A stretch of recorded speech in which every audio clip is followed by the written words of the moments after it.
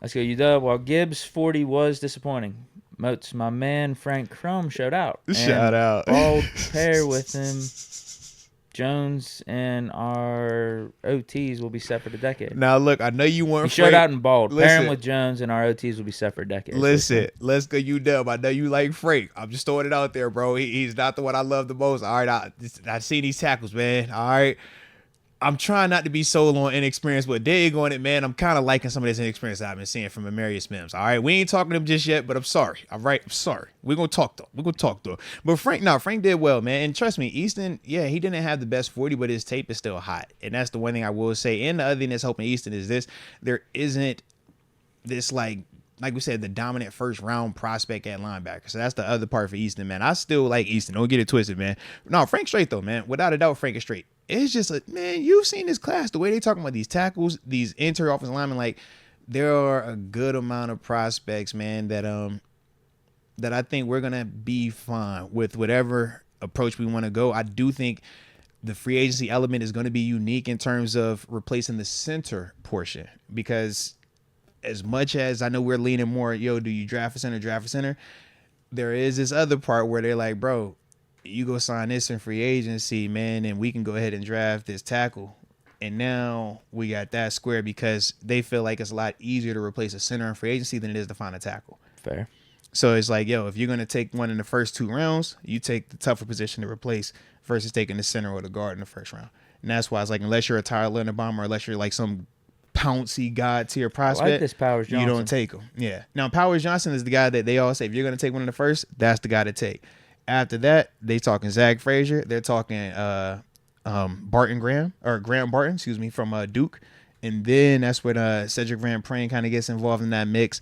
But it's a good amount of them dudes, man, that are at the tackle spot that they're like, you can still bump these guys in. Or they played interior early on in their career before bumping outside. So, like I said, we're going to have some options with it, but that's definitely one of the things that, in terms of just, because, I was big on that, man. Like, you taking Jackson Powers, right? Just take him at 20. Simple, all right? Like, nah, you don't have to necessarily take that at 20 when you can go ahead and sign something in free agency. What's the cat? Lloyd Cushenberry out of Denver. It's like, they like him a lot. A lot of people talking about him. So it's like, all right, what does that cost, though? You know what I mean? But it's a couple of centers free agency wise where it's, if the number makes a little bit more sense, that might be a better alternative than just drafting the center. Some breathing room. Yeah. Yep. So I was like, all right, that's an interesting thought process. I never thought of it in that sense of less about is he the better player at that spot, more so what is easier to, I can get a center that can come and give me this, whereas which free agent tackle, who am I going to find, they can come in here and essentially start or be the upgrade of what we had last year, because they've already said they want Broderick back at left. So now we know, okay, you either compete in that right. This is the year for that. He said eventually. I'm assuming this year too. Is that your thoughts? Yes. As it should be. I think we should all be thinking about what's our right tackle situation going to look like. Yeah, Dan I think Moore versus whoever over on the right side, I think Mm-hmm. is what should be. And Dan Moore could be the backup left tackle as well. Yeah, well, right now, he still has value. Dan has swing tackle value. He's also started for, 3 seasons in the NFL at left tackle. Broderick, though, to me, is going to get first opportunity to fail. You survive, bro, we great. We ain't tripping on it. You fail, we know we can go back to Dan. But right tackle, I do think now becomes a lot more at the forefront. So yeah, that's, like I said, just talking with some of them dudes is like, all right, I get why y'all have that approach. Because if you get Jackson Powers, where are we going with that right tackle spot? Chooks is about to be one of the top free agent tackles out there right now. Yeah. Think about that, bro. Yeah. Yeah, because you're probably not feeling amazing about drafting a right tackle in the second. Because Tyron Smith is a left. You know what I mean? That wouldn't be a bad pickup. We ain't trying to break the bank on that. Then put Broderick back at right. For a year or two. It don't kill anything. Yeah, it definitely don't kill anything. That would not be bad at all. No. You're right. I don't think we do that. Yeah. It would, for certain, shore up the O-line, though. We would feel great about that part. Yeah, and then you go linebacker draft, I guess. Yeah. Now, I'm not opposed to just doing back-to-back linemen. That's fair also. Yeah. You go one of the better tackles in the first round, whoever it is, whoever falls to us, or even if we trade up. And then you go Frazier in the second if he's available. Yeah, Frazier is definitely an option.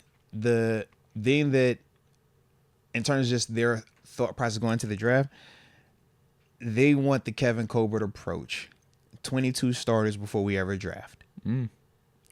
Right now, we short. So that's the only thing that they want to get figured out. How many are they saying we're short?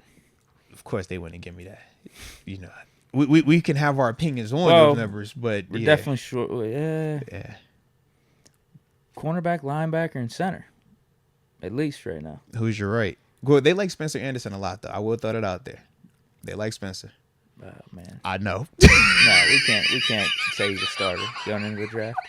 No, but I think we could get away. Like you could say Dan Moore starting left tackle, Broderick right tackle, for the sake of conversation. Sure. Unless you really want Broderick over on the left side, like if that's how you want to fill out your depth chart. What did Omar Khan say? He said he's gonna get there eventually, and I do feel like that means this year.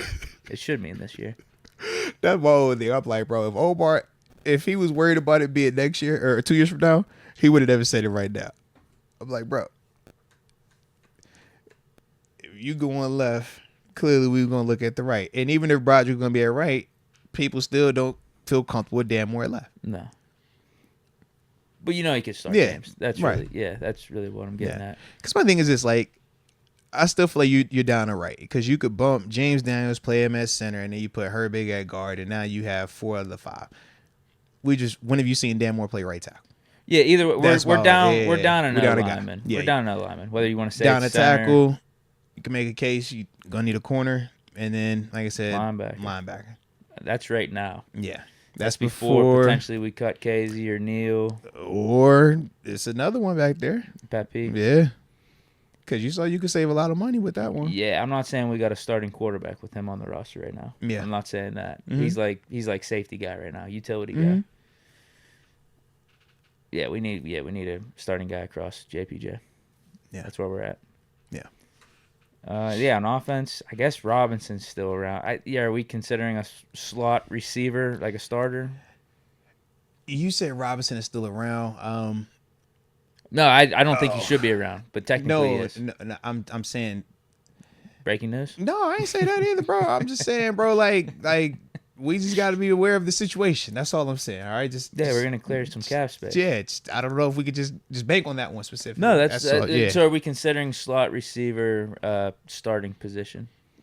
I'm thinking that's a position that we still might. We got Calvin. Calvin is there. He's under contract. He's young. I'd say that's open, man. Okay, well, so we kind of opened it. He can be in competition with a rookie. Yeah, if we draft a dude, but if we bring in a veteran like a Tyler Boyd, that's his spot. Right, because it's not that you can't go into the draft without a hole, but the problem is they bring up the Artie Burns scenario. We had a hole. We all knew what we needed to get, and when you don't get the guy that you want, now you got to go get the next, and it doesn't matter if you think that's where he's supposed to be drafted or not. You're pigeonholed. They don't want that approach. So if we go into this thing and it's like, yo, we got to either hit on Jackson Powers or Zach Frazier. Somebody just out the blue, just like, yo, I think we did a good job of that last year with a lot of our free agent signings. We did. We kept it pretty versatile. I mean, the past couple of years we've done a decent job of it, man. Yep. But we haven't really felt like, yo, we have to get a piece. We have to get this. We have to get that. And that's, like I said, that's a testament. That's a good thing that we've been doing with free agency and just being able to retain some of these guys. Yeah, I still don't know the bad move Omar Khan's made yet. Man, so far so good, man. So far so good. I might be missing one, but he's been on the money. Look, and keep it going, baby. Keep it going, Omar.